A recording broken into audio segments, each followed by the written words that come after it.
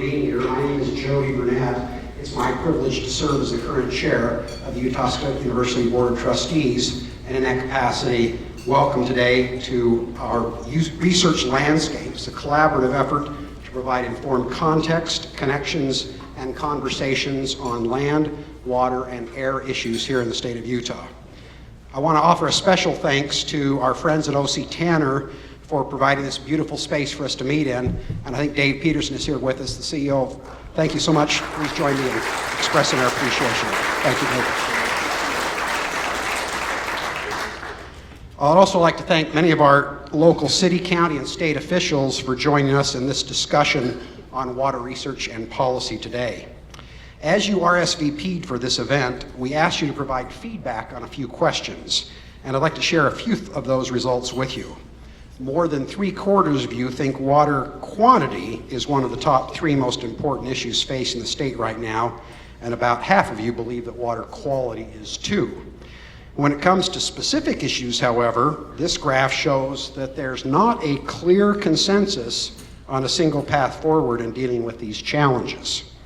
You rated population growth and conservation as important, but also listed issues including climate change, the quality of our rivers and lakes, and how we store and deliver our water as important issues to deal with in today's climate. We hope today that we can help shed a little light on these issues and potential solutions by sharing what we know, what we've measured, and how that impacts our potential paths forward and working collaboratively to safeguard Utah's water supply. Our goal for the next hour or so is to share with you just a glimpse of the critical research being conducted by Utah State University researchers in the area of water. As you've seen through our display of research projects on the back tables during our opening reception, an hour's worth of content is just literally the tip of the iceberg, and I hope you'll treat this as a starting point for understanding what types of resources we can provide as you work to solve the problems in this state with regard to water. For the remainder of our time, we're going to open with a few remarks from Utah State Representative Tim Hawks to share his perspective with us on the need for sound research and policy for the state of Utah. Representative Hawks represents District 18, which includes Centerville, Farmington, and that area in Davis County. He, when he's got some spare time and is not tied up with the legislature, he is general counsel to the Great Salt Lake Brine Shrimp Cooperative. Prior to that, he spent more than a decade as state director for Trout Unlimited, as many of you are aware, a nonprofit conservation group. In that capacity, Tim promoted collaborative and free market-based solutions in an area that's ripe for conflict and controversy involving water law and policy. He currently serves as a board member for Envision Utah and co-chairs the Governor's State Water Plan Advisory Team. Following Tim's remarks, we'll hear from Michelle Baker, one of the state's collaborative leaders on water research.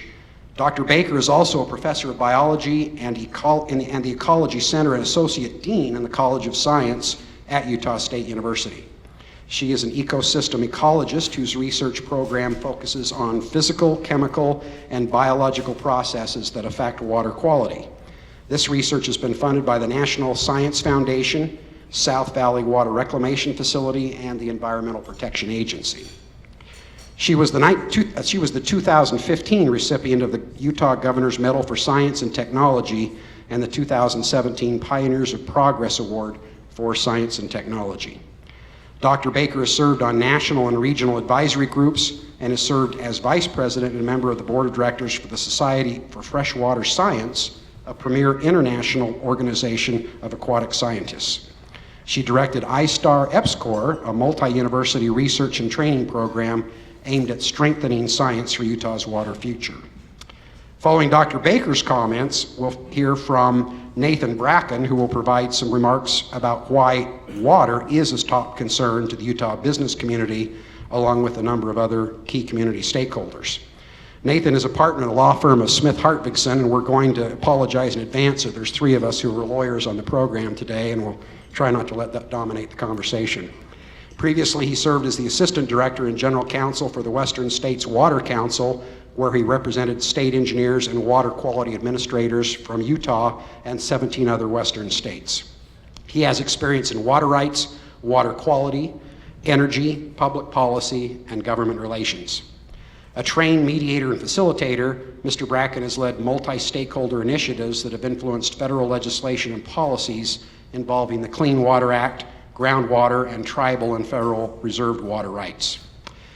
After those three presenters, we'll try to reserve about 5 to 10 minutes for time to take questions from you to Dr. Baker and our USU researchers, Representative Hawks, and Mr. Bracken, and call them all up to the front of the room. But at this point, we'll proceed forward with Representative Tim Hawks. Thank you.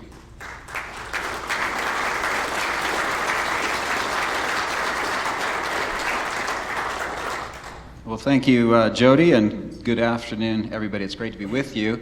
And it's a great time to be thinking about and reflecting on water.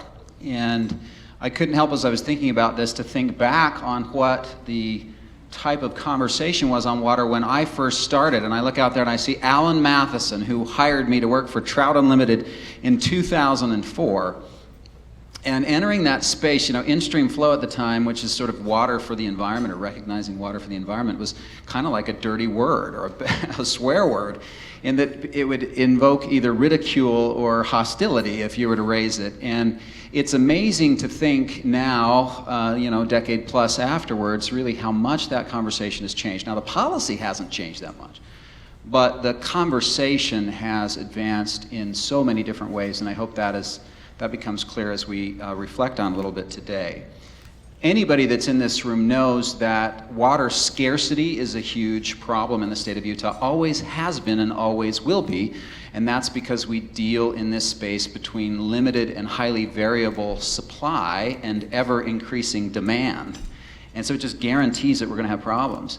And I was thinking today, it's kind of interesting as you reflect back, there are different things that sort of have bailed us out of this tension in the past. The very first one was the snowpack itself, and I don't know whether Brigham Young was just really wise or prescient or whatever, but when he said this is the place, I'm not sure he fully grasped how valuable it would be to have basically what would amount to these giant high elevation storage reservoirs that would slowly release water that could be used to sustain crops late into the season and people and animals. But that's what it did, and so that really helped the state for many, many years and avoided any real crisis when it came to water. Just as I think we were starting to reach and test the limits of that available water supply, we entered the era of large dam building in the West. And we built this amazing feat of engineering in Utah and elsewhere that allows us to capture water in times of plenty and then release it in times of scarcity.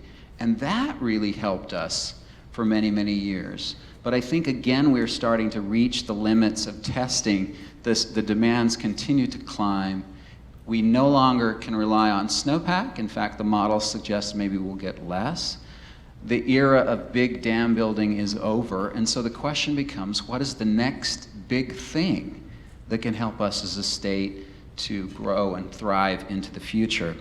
I thought about some of the questions that we're facing, and I think these are some of the questions that researchers at USU and elsewhere are grappling with. But population projections are that the population of the state will double, and it depends on when we hit that. It keeps shifting. But no one disputes that sooner or later we're going to double the population of the state of Utah. And it's a really interesting question. With these limited and highly variable water supplies, how do we meet the needs of an additional 3 million people for water without having catastrophic impacts on our natural ecosystem and things like that? So that's one of the questions. How do we preserve sustainable agriculture into the future? Agriculture, to be sustainable, relies on cheap inputs, relatively cheap inputs. We have to have cheap water, we have to have cheap land. And as those prices start to go north and up and up and up, it starts to raise real questions of whether we can sustain agriculture in the future. How on earth do we do that? It's an enormously complex question. We have reliable, high quality, cheap water today, but we can't guarantee it tomorrow. And so what does that mean for agriculture? Just the cost of preserving our existing infrastructure, that enormous infrastructure I talked about, is enormous. It's estimated $16, $17 billion just to maintain what we have today. over the next 30, 40 years, that's astronomical, and we haven't figured out effective ways to pay for that infrastructure, and that's not even really adding into what are the new demands for new infrastructure and for the technology that helps us to solve these problems. Technology, there's great technologies out there. Invariably, it's very, very expensive. So how do we do that? And last but not least, how do we protect natural ecosystems in the face of these ever-increasing demands? All the best research suggests, for example, to cite one example, that the Great Salt Lake is not on a sustainable trajectory. We're taking too much water out of the system. It has natural fluctuations, but if you draw a line over those natural fluctuations, it's a flat line. If you add in human diversions, what happens to that line? It's going like this. So if we do nothing, if we just maintain current demand, right, Great Salt Lake looks like, sooner or later, boom, it looks really ugly, right? And so we can ask ourselves, when the debate is about Bear River Project or different ways to provide new water for human demands, what does that mean for those natural ecosystems? And then if we lose those ecosystems, what does it mean for our quality of life? What does it mean for air quality? What does it mean for property values? What does it mean for our ability to the state to sell itself as a destination? Right? All of these things start to come out. Enormously complicated questions. I don't have answers to any of them. That's for future legislators. No, it's not for future legislators. I happen to think it's a great time to be in water because we are starting to grapple with just those questions. I think that the thing that can save us, if anything that can save us and deliver us from this crucible, it is innovation. And I think that's really where USU and research landscapes come into play. To have innovation, we have to have good information. As policymakers, to make good policy, the biggest challenge we face as policymakers is lack of good, high-quality information. We're part-time legislators, we're busy, we're pulled in a million different directions. We need information. And the innovators in this space, in the water policy space, outside the legislature, also need to have access to good information. I think that's where USU and their researchers come in. I am grateful to say that at this point in time, there are more people than ever engaged in working collaboratively to solve these critical challenges moving forward. And one of the things I love most about Utah is it has this great culture of collaboration and working together. And so I see Joanna and I see others that were part of the state water strategy process. Alan Matheson was really critical in kicking that off. But that conversation not only addressed a lot of these critical questions, but I'm happy to say it continues to inform them and to enliven the conversation. It's cited all the time in policy debates and discussions. And so I'm happy to report on, just very quickly, on a few of the things that we're doing, I think, to start to answer these questions, or at least to lay the groundwork for solving some of these critical challenges. A few years ago, I ran an appropriations request that gave about an additional $500,000 to Utah State each year for applied research, working with Dean Lukey and Dean White. And the goal was to say, listen, we have these critical questions, we have to answer them. And so let's make sure that we pair the good researchers with the essential research questions and make sure they have the funding they need to get the job done. And so that's been going on. There's a board, several of us sit on that board, both people in the university, outside the university, in deciding where that money is going to be spent. I set up through legislation a few years ago something called the Water Optimization Task Force to look at the way agriculture, which has so much of Utah's water, how agriculture uses water. And that board is up and looking at some of these questions. $3 million was appropriated last session to really sort of test some of these pilot programs. What's going to work? What's going to allow us to deliver multi-sector benefits with just one block of water? What can we do? I'm grateful that we have the Water Task Force here in the state of Utah that manages to bring all stakeholders together to answer some of these critical questions on water. Probably the most important conversation that I'm aware of that's ongoing currently is on water banking, and it's good to see Nathan Bracken here, as he's been critical, central leader in that conversation. It's been a multi-year effort, multi-stakeholder effort, enormously difficult, but trying to harness the power of free markets to make sure that our water meets the demands of tomorrow, and it does so in a way that preserves agriculture and preserves the value for existing stakeholders. Critical discussion, and I'm just grateful that we're as far along in that conversation as we are. So I hope to just give you just that sense of kind of the momentum that's going on. These are really interesting conversations. It's a great time to be alive and in water, no matter how daunting the tasks are. I'm very, very grateful for the partnerships, the members of the water community that I have the opportunity to work with, and particularly Utah State, which brings so much to that conversation, helping answer those questions. And again, just great to be with you today, and look forward to the conversation. Thank you.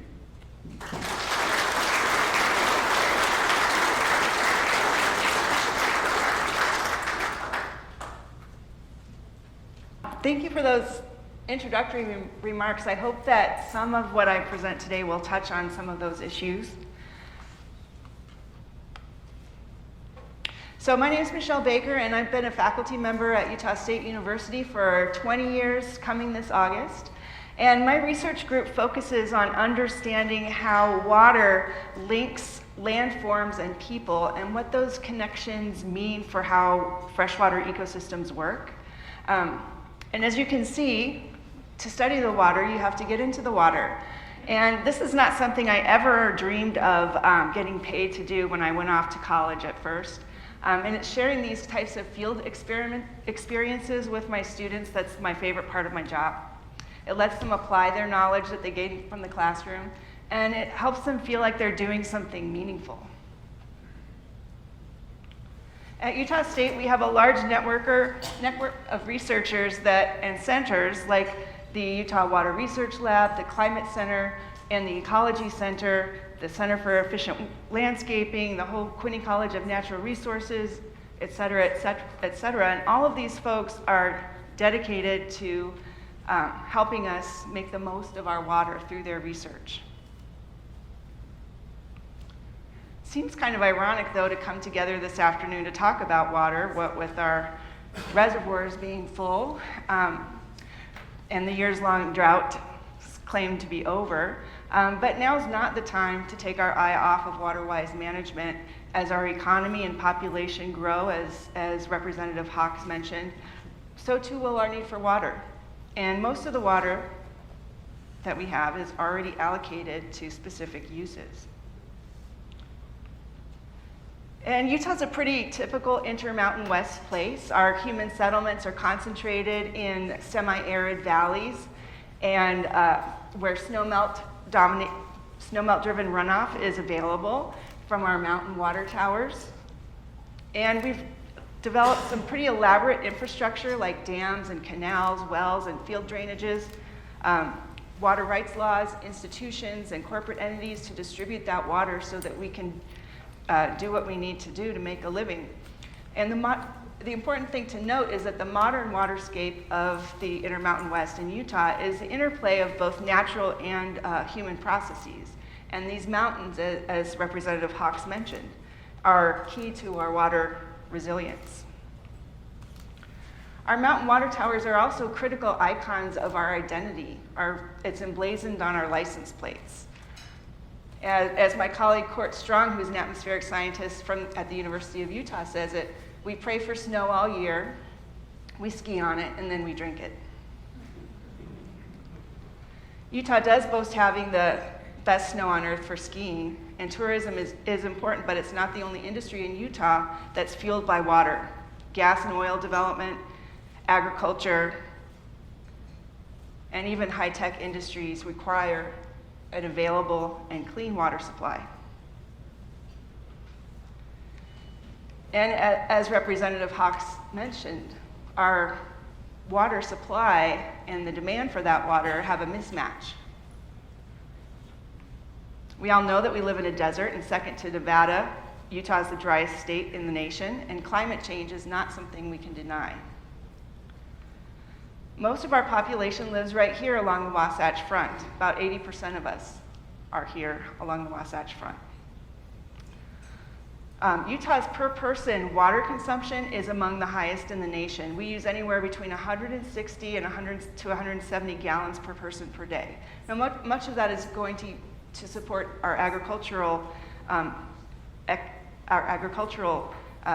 industries, but we also pay very little for our water, less than a penny per gallon, and our water price is 43% less than the national average, which is the second lowest in the United States. Nothing screams the American dream like an absurdly green lawn in the middle of a natural desert. So the question is what we're doing now sustainable in the future? Should we be putting drinking water on our lawns like I do in Logan? Probably not.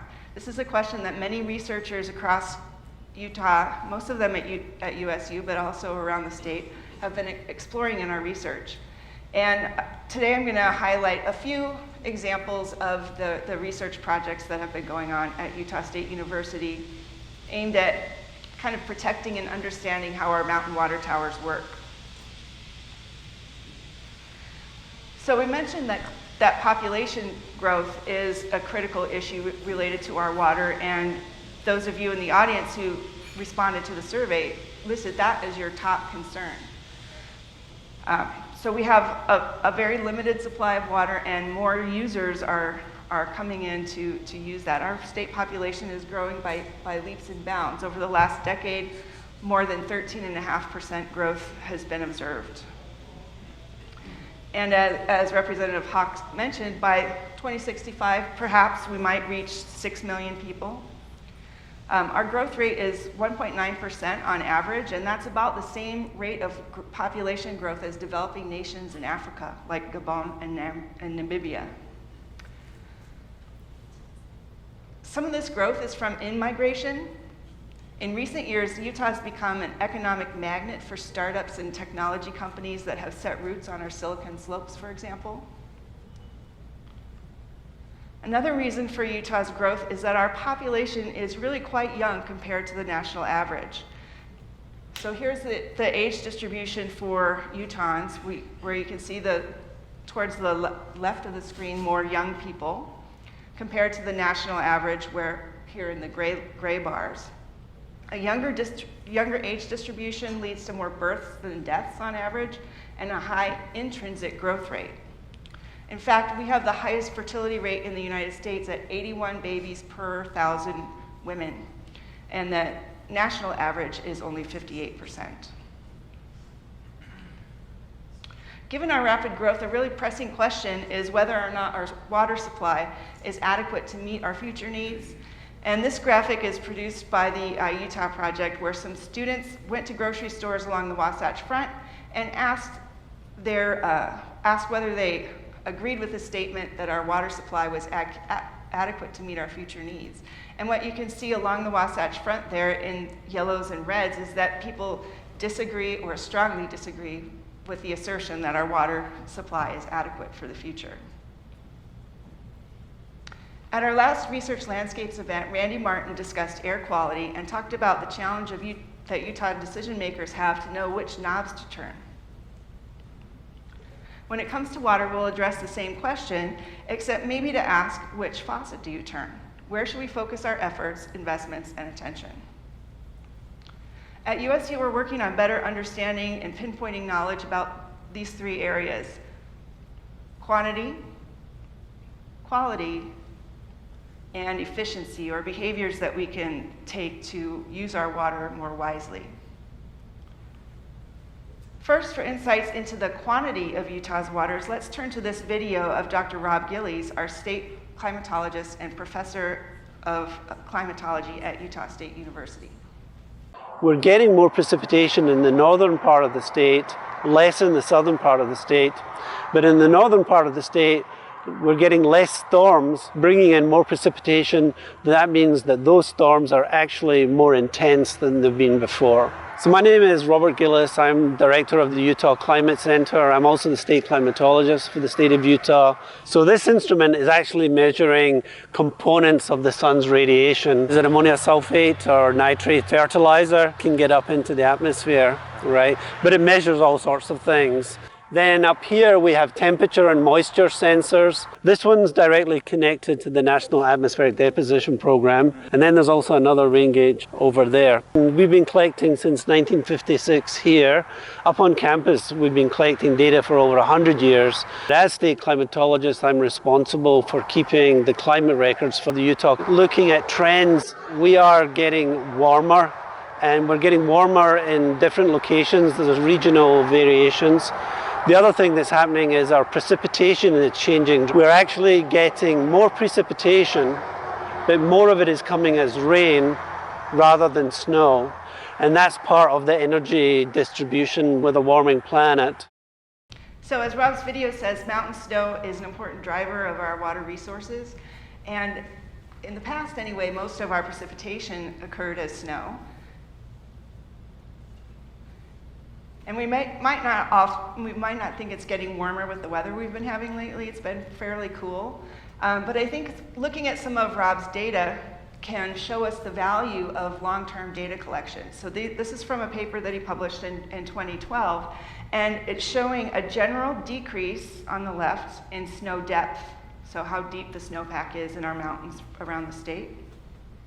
It also shows a pretty substantial decrease in the area of land that's covered by snow in the winter. And similarly, there is less reflected solar radiation from the snowpack. And what that means is that instead of being reflected, that energy is absorbed. And that creates a positive feedback loop where the snowpack can warm faster and potentially melt earlier. What's not shown in this graph, though, is something that he mentioned in his video, and that is that over the last 50 to 60 years, the amount of precipitation that we're getting in the winter has increased, and his paper says that it's increased by 9%.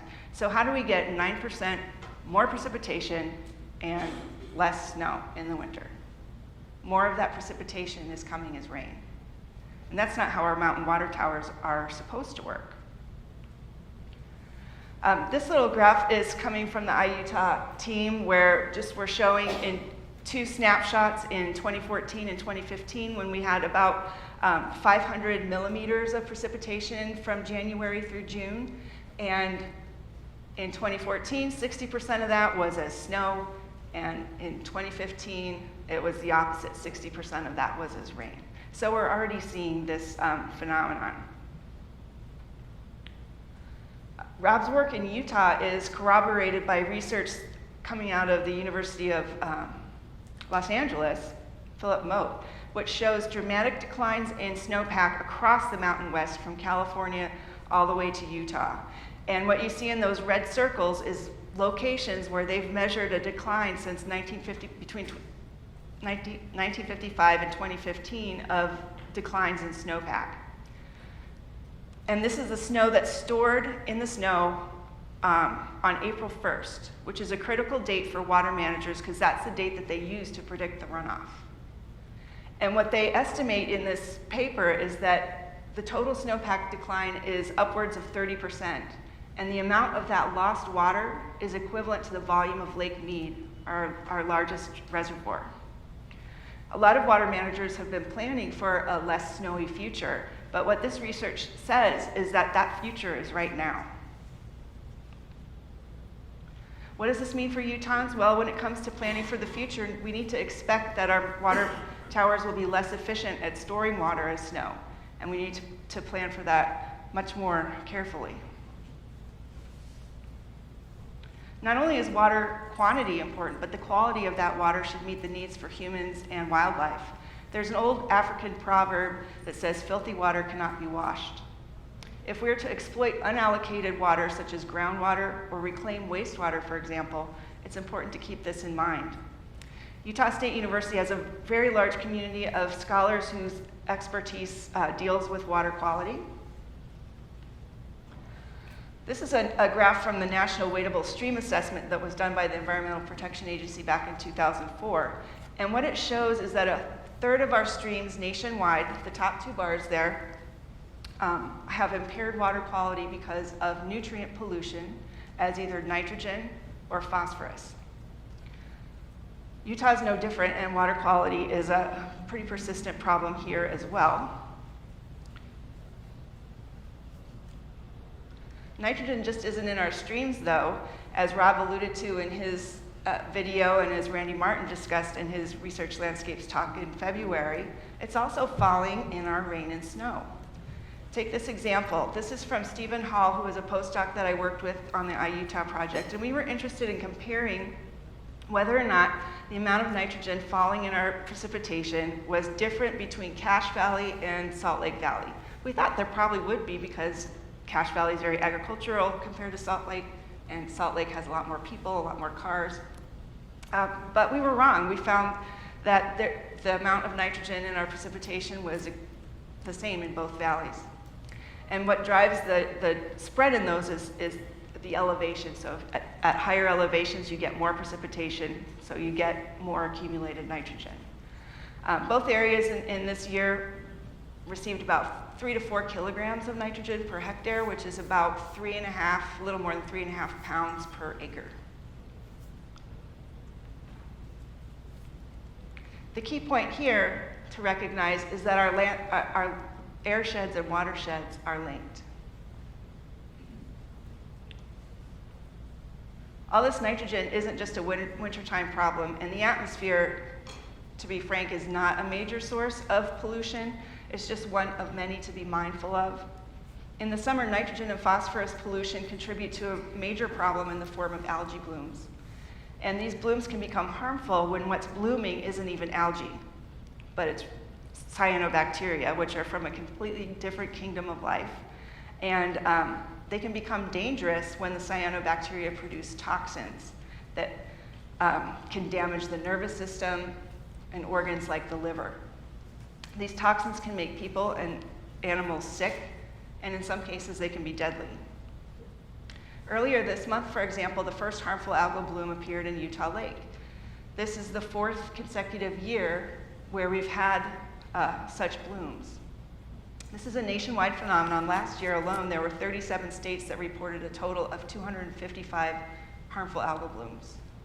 Researchers at Utah State University are working on technologies to help deal with this issue, but it's one of emerging concern.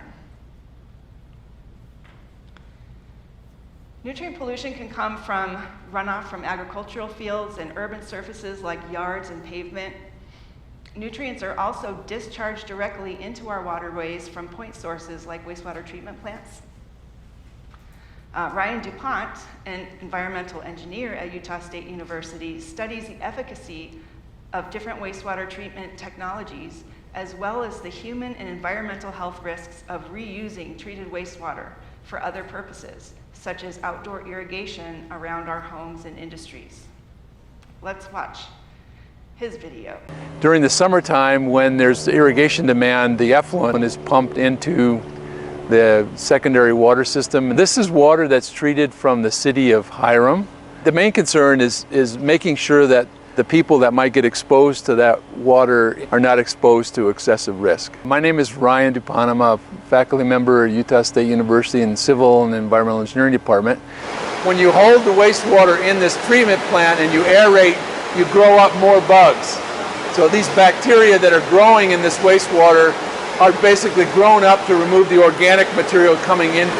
And then so the water gets pumped through the membranes and then through this bank of UV disinfection bulbs. In addition to creating conditions within the treatment plant that don't allow pathogens to survive all that well, the treatment plant also disinfects with UV radiation. So what we've been evaluating is the potential risk associated with the use of this treated wastewater. We have two basic components of the risk analysis. First of all, looking at personal care products and pharmaceuticals that might be in the wastewater that the wastewater treatment plant may not treat. And then what risk does that pose, if any, to the people that are using that secondary water around their homes? From Ryan's video, you correctly anticipate that finding pharmaceuticals and personal care products are common in waterways that receive treated wastewater. But the reality is that these chemicals are found almost everywhere we look. For the rest of our water quality examples, I'm going to take you to Butte Creek, which is a little stream just up the road from here. It originates in Red Butte Canyon and flows through the University of Utah campus before it goes into the residential area around the Harvard-Yale neighborhood. And then it goes into the subsurface and becomes part of the storm drain system at Liberty Park. But where it is flowing on the surface, it's a nice little creek that's fun to visit and fun to sample. Following on Ryan's research, My graduate student, Beth Ogata, shows that several of these pharmaceuticals are present in Red Butte Creek. There's no wastewater treatment plant that discharges into this. She found caffeine, methamphetamine, metabolized nicotine, acetaminophen, which is the active ingredient in Tylenol, some metabolites of caffeine, and also amphetamine. We think the presence of these chemicals in the creek is probably best explained by leaky pipes in the subsurface that leach wastewater into the subsurface, and then that makes it into the creek. Especially in urban streams like Red Butte Creek, stormwater can be an important source of water quality degradation, both in terms of the chemicals that water carries, but also during flashy high flows like this one, the stream banks can erode, transporting sediment, fine sediments, then that makes the habitat poor for fish and other wildlife. In one study led by a postdoc on the iUtah project, Rachel Gabor, she made repeated measurements of water quality up from the headwaters and down through the city to Liberty Park. And she thought that stormwater sure would be important to water quality, and it is, but only on an episodic basis. From multiple measurements of the water chemistry, she found something kind of interesting. These are just two of the many things that she measured. The top graph is showing chloride, and the bottom graph is showing nitrate. And what you can see is in the upper part of the canyon, it's pretty low and pretty flat. Even through the University of Utah, it's pretty low and pretty flat. And it's not till about 10 kilometers downstream from where she started sampling that she sees this increase in chloride and nitrate. And other chemicals also increased as well. For reference, the drinking water criterion for nitrate nitrogen is 10, and she measured it as high as 3 in this little stream. One thing that we observed, and Dave Erickson is here who collected this data, the stream is instrumented with a bunch of sensors, and the data are all online, you can look at them. But what this is showing in the black line is a station kind of up above the University of Utah campus, kind of by Red Butte Garden, where there's no stormwater inputs. All of the stormwater pipes are instrumented, so we know how much water flows through them during a storm. And in this particular storm in October 2015, you can see the response to the amount of stormwater in this blue line. Downstream around Foothill Drive, where we have another station, we're measuring how much flow is in the creek. So you got water coming in from the storm drains. You would expect that water to stay in the stream, right, and measure it at that red line. About half of the water is not in the stream after it went into the stream from the stormwater pipes. But it helps us explain what happens with Rachel's data in part. What it means is that in that particular storm, the surface water in the stream was feeding into the groundwater. So what we think happens in Red Butte Creek and potentially other streams like it along the Wasatch Front is that the regional water quality is set by the geology and the soils up in the headwaters. Doesn't change that much. During storms, sure, you'll see an episodic change from the storm water, but the water goes into this urban aquifer, and at about 10 kilometers downstream of where we start sampling and we see that change in chemistry is where some perennial springs that are discharging the urban groundwater into the stream results in a change in water chemistry. So the key takeaway with respect to water quality is that first, in order to put filthy water to reuse, we need to know what, if any, risks there are. And second, to restore or improve water quality, we really need to know the flow paths that water takes in the system so that we can first identify the sources and potentially remediate or remove them. The third area of research that involves a lot of Utah State University researchers are the human behaviors that can help us use that water more efficiently and in more sustainable ways. Just looking at our complex system of the Wasatch Front relying on these mountain water towers, there are so many different actions that we could take to enhance our water resilience. Current water use in Utah is about 1.15 million acre feet. And a study led by Eric Edwards at Utah State University a few years ago evaluated several potential categories for increasing the amount of water that we have available for use. These included things like home appliances, water reuse infrastructure, homeowner landscaping type things, and agricultural things. And he compared the cost of implementing that particular water saving strategy, and the range on this axis would be from $0 per acre foot up to $6,000 per acre foot. And the x-axis tells how many acre feet of water we save. And in sum, of all the strategies that they looked at, they were able to save about 1.7 million acre feet of water, which is about a third of what we're currently using. So let's look at what he found. One thing that I found surprising was that using home appliances that are more water efficient didn't necessarily have a very big bang for the buck in terms of water savings. So clothes washers, they were the most expensive thing. If you buy a fancy LG front-loading washer that uses very little water, it's not going to result in a whole lot of savings, and it's the most expensive strategy.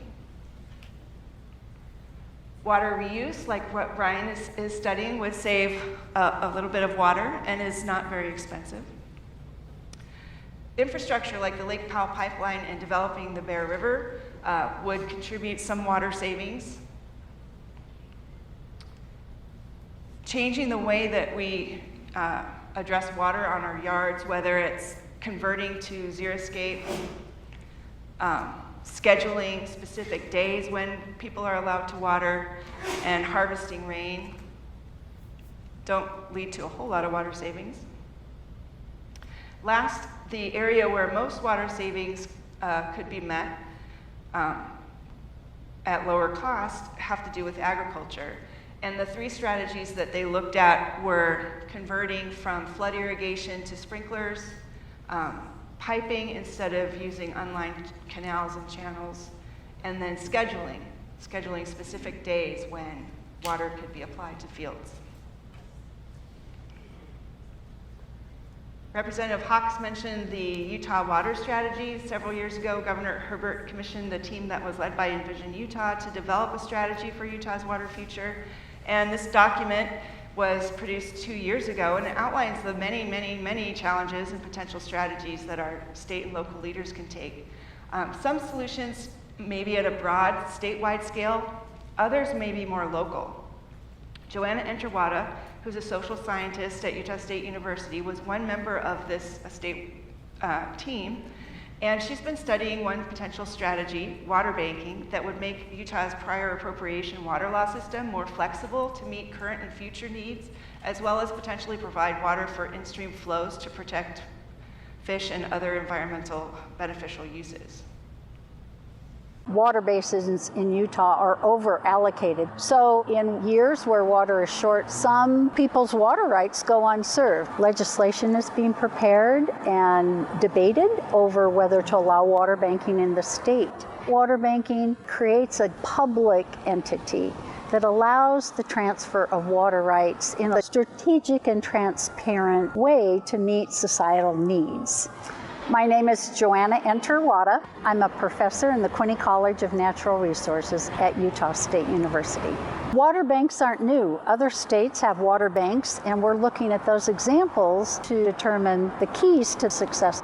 Idaho has successful water banking, but the conditions are quite different. The Snake River is a very large river, and water banks use the hydrology and big infrastructure to work efficiently.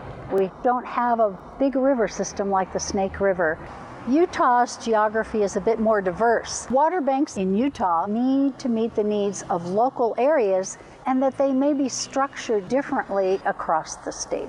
So we're currently conducting research on water banking in Cache County. We're interviewing farmers, ranchers, irrigation companies, municipalities, environmental interests to talk about things they think a water bank would have to address in order to meet needs that may not have been allocated water in the past. Academics like to call Utah's water problem a wicked one because there's no perfect solution. And the state water strategy recognizes this and promotes learning and collaboration among planners, decision makers, lawyers, water users, water managers, and researchers to find optimal solutions. Regardless of the strategies to be implemented, whether it's building new infrastructure, tweaking our policies, or using behavioral change, USU researchers are on the ready to be part of the solution. Finally, I will leave you with a spoiler. Courtney Flint, who is our next Research Landscape speaker, works on understanding what Utahns value and how they prioritize their well-being. And when she looks specifically at Utah's mountains and the benefits that they provide to us through some key informant interviews, some of you in this room may have been one of her research subjects, water was identified as a critical component of the well-being of at least half of these key informants. So we all value water, and we hope that researchers at Utah State University can continue to engage with you and your communities to better safeguard water for Utah's future. Thank you.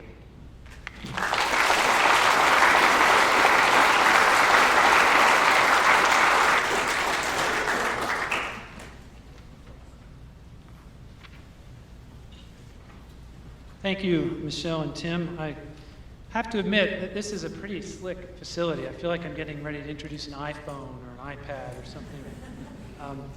So the nice thing about going last is I guess I can wrap up a lot of what's said. And I think Tim and Michelle both did a great job of highlighting what the challenges are. And so I'd like to talk a little bit about what we can do about it. Now, I don't profess to have any answers to this per se, but I do have some ideas that I think we may be worth sharing.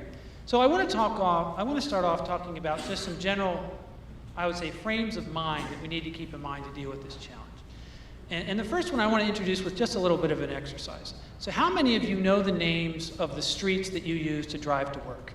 I can see a show of hands. So I say most people. How many of you know the conditions of those roads? Do they have potholes? Are they congested? Do you have a good sense of what those roads are like? Okay. How many of you know what your water pipes look like? Just a few. How many of you know where the water that you drink or use in your house, how many of you know where it comes from? A little bit more, but most of you people I know personally, and you work in water, so it doesn't surprise me.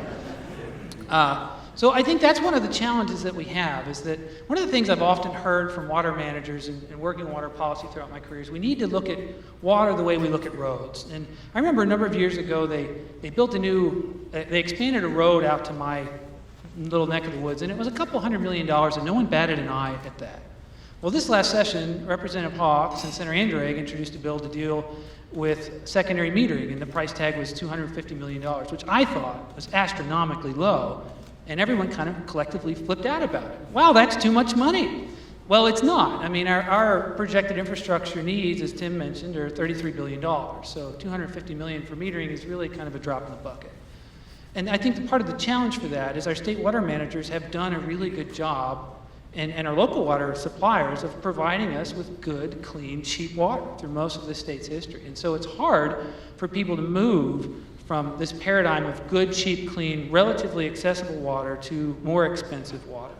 But that's the reality of it, is all the cheap water is gone. All the easily accessible water, it's gone. It's called for.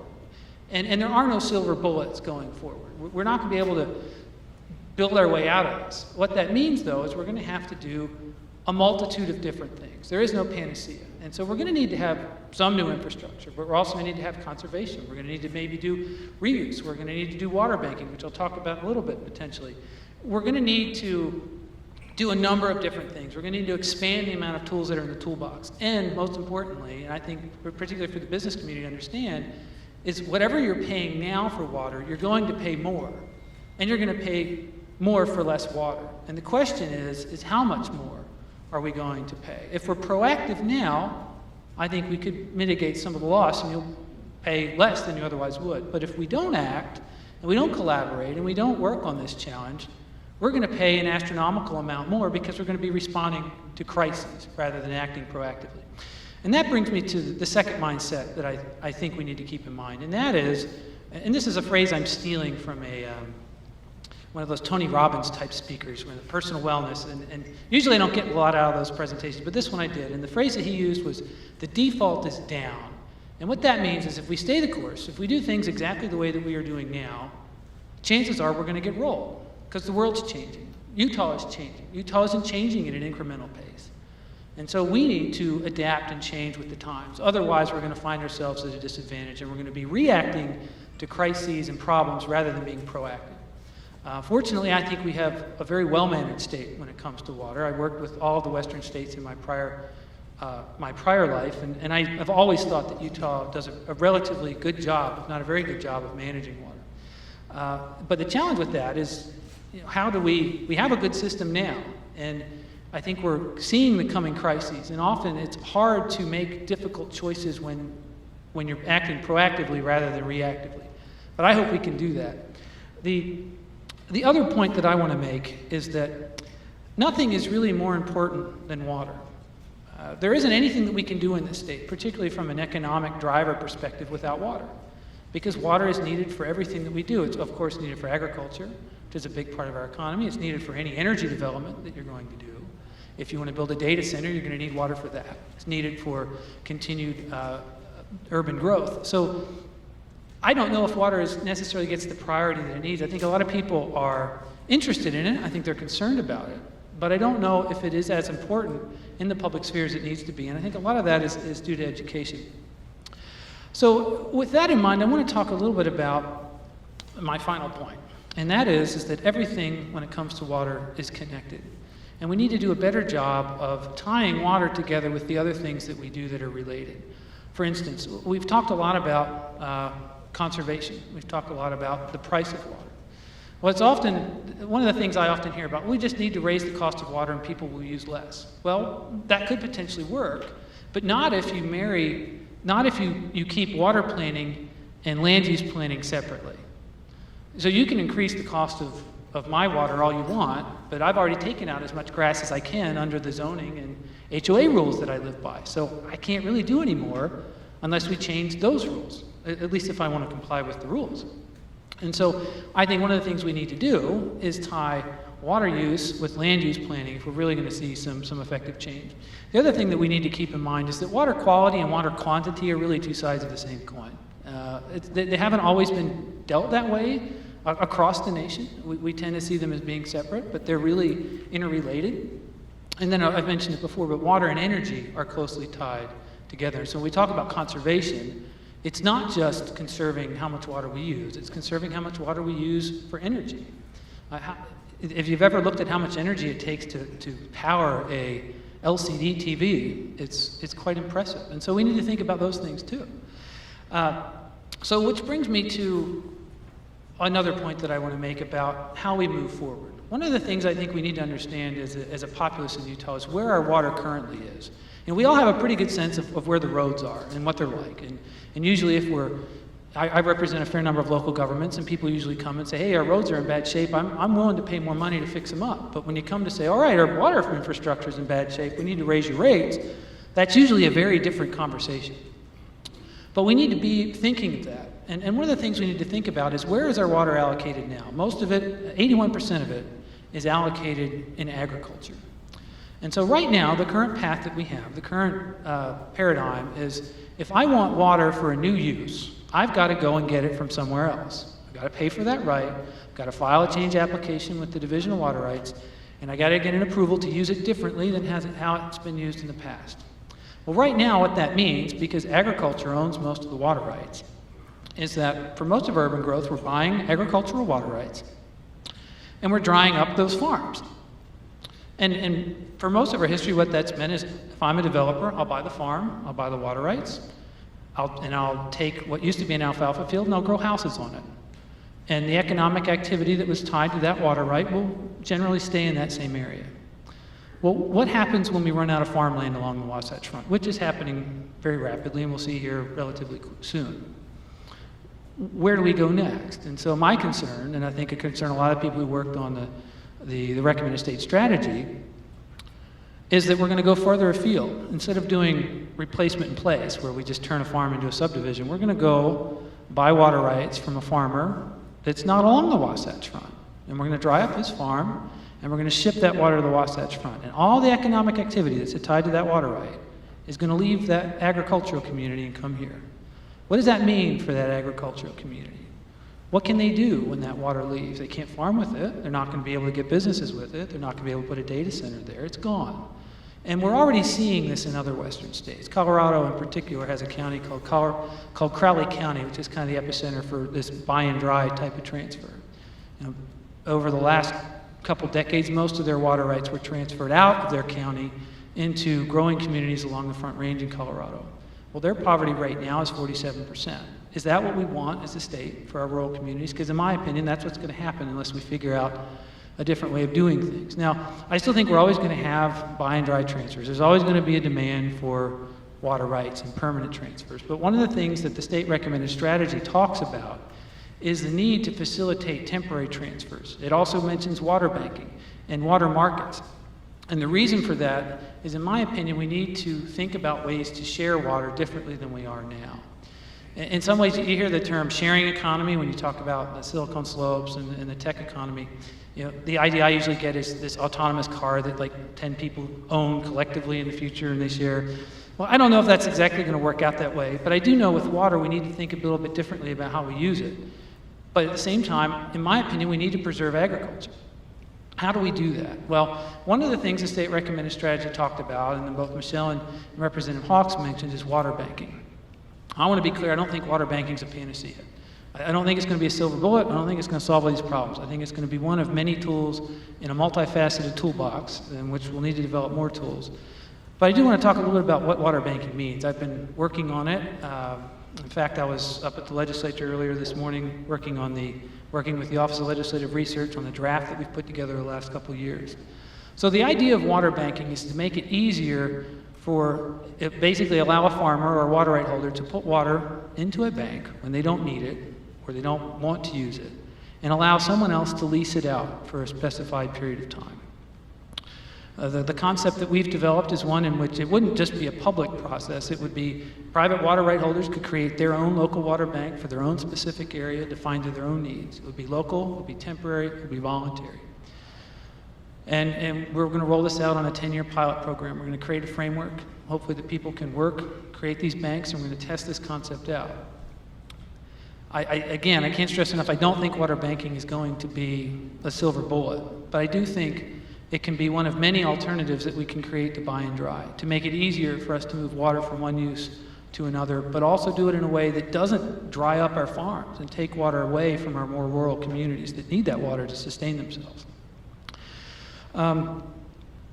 So, in conclusion, I want to make one point, and that is that aside from all these general concepts that I've mentioned, I think there is one important benefit that we have living in Utah.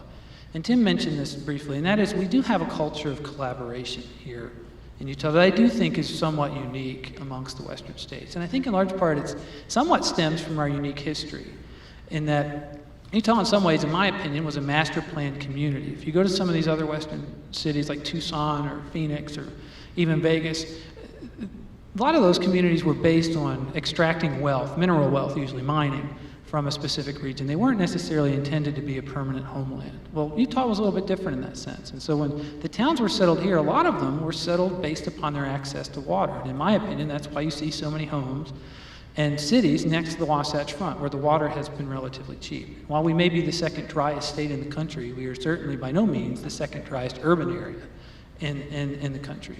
And I think that in some ways that's fed our perception that we have all this access to an unlimited water supply, which maybe historically we did, but now we don't. But I do think it's that culture of collaboration that will carry us through. And you see this already. The state recommended strategy was mentioned a couple times in the previous presentations. If you haven't had a chance to read that, I recommend that you do. It's not a roadmap per se. It doesn't have step 1 through 10 that we have to follow. But it does have a lot of really good ideas, a lot of tools that we could develop to address this problem. Because again, there is no silver bullet. We're going to have to do many different things and figure out how to work with them in concert to address this multifaceted challenge. But I'm confident that you all can do it. I think we have the ideas. We have a water community that works very well together. We've tackled some relatively difficult challenges in the last few years, and I feel that we're making a fair amount of progress. Where I think the challenge will come is, one, who's going to pay for it? Because again, it's going to be more expensive. And I hope that we as a citizenry can be willing to pay for it in the same way that we're often willing to pay for road improvements to roads that have potholes or are congested. I don't see people complaining too much about spending money on expanding I-15 because we all use it and we know what it feels like when it's congested. Well, I hope we can have the same perception when it comes to funding the necessary changes that we're going to need to address our water challenges. And the second one is just to keep in mind that however we're doing things now, chances are we're going to have to do things a little bit differently going forward, and being willing to accept that change. And that can be a hard thing, especially in a state where water has worked very, very well, I think, for a long time. And with that, those are my remarks. I'll be happy to take questions, and I assume the other folks are going to take questions as well.